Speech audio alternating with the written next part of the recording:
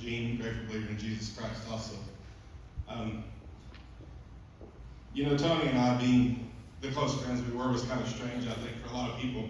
And it didn't hit me until I was really thinking over the last few weeks about our physical appearance and how it must have appeared to people to see me and Tony hanging out together. The names Yogi and Boo Boo came to mind. And I don't know why I didn't see that before. But maybe it's because I just didn't see him down there. Tony was a lot of things to me. Tony was a lot of things. He was a friend.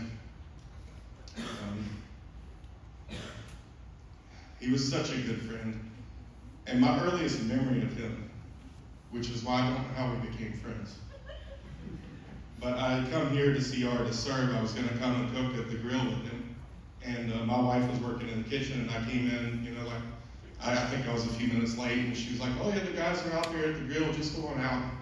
So I walk out there, and I open the door up, and I look out, and there's this little man standing there. And he has taken his t-shirt and pulled it up and tucked it down through the top of his shirt with his belly hanging out over the grill. And I'm thinking, am I in the right place? I thought this was recovery. I don't know what's going on. And we hit it off pretty good. I mean, we went through a step study together, and just as time went on, we got closer and closer. We had some of the same groups together on Thursday nights, and he would come up to the church. Everybody's talked about his servant's heart, and I mean, it's just true. As that many people have said it, it's there. But he would come up and help me around the church too, helping out. When I was here on staff, he would come and help me with the plumbing issues and stuff like that. We built a bookcase for the other campus down, and I mean, he would just always come and help, just because. He didn't have anything to do that day, or I may have said something about, yeah, I gotta get this done, and then here's Tony showing up, and it just really resonated with me. I've heard people talking about the old Tony and how Tony became and what Tony is now, and I got to be blessed to see part of that transition. I didn't see the Jeremy version of Tony. I saw one a little later, this progression, but getting to know Tony was a blessing in itself, and he was there for me so much through my life, as I went through my transitions and really started learning what it meant to be a true follower of Christ and getting involved into, my own recovery and my own journey. And he was with me every step of the way. I went and I went to Luther Rice, and went through seminary there, and Tony was there for me on all aspects of that. The days where I was struggling, he was, he cheered me up. He just called me like, you got your schoolwork done yet? No. What are you doing? He stayed on me. And, there was a particular class, it was my biblical counseling class. They required us to do a video of a mocked up interview, as me counseling Tony. And I asked him to do it, and he said yes, and he shouldn't have. We had to record this thing.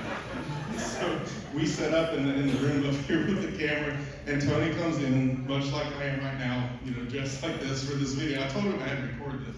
He comes in, and he sits down, and he puts his feet up on the table, his bare feet up on the table. I'm like, Tony, we got to record this, man. He's like, well, fine, He kicks his feet down and puts his flip-flops on. I said, keep your feet under the table while we record this thing. But he did that, knowing that was going to be recorded, that, my professor was going to watch it, and it didn't bother him, He had this way about him that he would portray it like he didn't care. And to outsiders, you would think he didn't care. But people that knew him, the people in this room, know how big his heart really was and how much it would hurt him if he thought that somebody thought bad of him, or if he thought that he had offended them in any way. And I think that that's probably one of the qualities that Tony had that I admired the most. He gave good advice. I learned with Tony that if he was going to give me advice, you had to ignore the first one. The first one was going to be his sarcastic answer. It was going to be something outlandish. Well, just tell him to go away or whatever. hard to ignore the first one, but you know, he was such a good listener.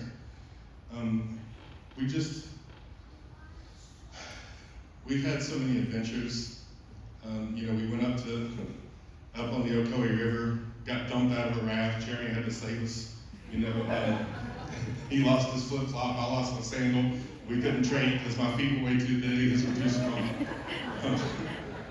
We've been in the water in Ocoee in Tennessee. He's been down in Panama City with both of our fat bellies, just floating in the Gulf out there, talking and just enjoying life. There's a picture floating around out there that the week he came down to see me, I was trying to lay down to take a nap, and he and Jennifer got there, and he comes in and crawls up in the bed beside me. I'm laying here like, trying to take a nap, and he gets up and he like lays down on me and puts his arm around me, and they took a picture of it, which luckily didn't make it into the slideshow, because I felt like I was going to have to explain that one. So I have anyway, because sooner or later somebody will see that. You know, that was Tony's sense of humor. And, you know, Tony was there for me whenever I lost my mom. You know, I lost her to cancer, and he walked right beside me through every aspect of that, through me taking her to her treatments for the year, and through the whole thing, he was there. He was just there, and it wasn't, hey, if you need something, give me a call. It was him calling me saying, hey, do you need something? And he helped me in so many ways in that time of my life.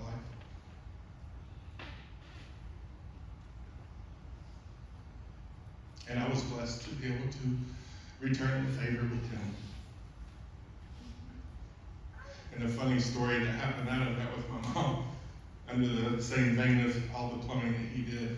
You know, when they were going to send her back to the house and she wasn't able to get around, he came over and tore out her whole bathroom and put in a handicapped shower and a handicapped toilet, and put in all this really nice tile work, and put in all the grout, all this work. My dad tried to pay him, he refused a single dollar of it. But the funny thing about it was, my mom only got to use it one time. And so I used to mess with Tony out, you know, man, you put all that work in and she only got to use it once, you know. He said, that's all it took. That's how Tony was. Because she got to use it one time, it was worth it to him. Tony really supported me. You know, I led growth groups when we still lived here, and Tony was in 3 of them in a row. We walked through, you know, a couple of books, and then we walked through Romans, and we walked through Acts. We walked through Revelation with Tony, which was just, when he said he was going to join my Revelation, I was like, really? You know, man, he was so inquisitive. He wanted to know so much, and he asked so many questions, and we would talk about it during and after. I want to end with one more story. This really just speaks to Tony and who he is. We were here at the church one day, and I was getting ready for the birth group, and I was putting a bunch of stuff on the whiteboard in there, and I realized I had left all the notes for everybody. I left them in my truck, and I said, Tony, will you do me a favor? Will you run out there and get those notes while I get the stuff up on the board? He was like, sure. So I hand him my keys, and he goes outside. Some of the other guys are coming in, and I'm talking to them, and I'm like looking, I'm thinking, I'm seeing what time it is. And man, Tony must not be able to find them. They were laying on the seat. In about 15 minutes, he comes back in, and he hands me the notes, he hands me my keys, he sits down, we go through our lesson, and me and him are laying back, you know, talking afterwards. We get ready to leave, we walk out. He had come out here and got in my truck, and drove my truck all the way to the other side of the property, and left it there and walked back, just for the sake of being Tony. And I said, are you going to give me a ride? And he said, nope. So he gets in the car and he backs out and drives off. And I'm like, man, what? But anyway, he looped back around. He was laughing the whole time. And he just had that big Tony smile. And, that's just, there are so many stories, but Tony is one of a kind. He was definitely one of a kind. And he's in this forever home now. And he's left enough memories and enough feelings in me until we get to meet there again. And I'm thankful for that. Thank you. Amen.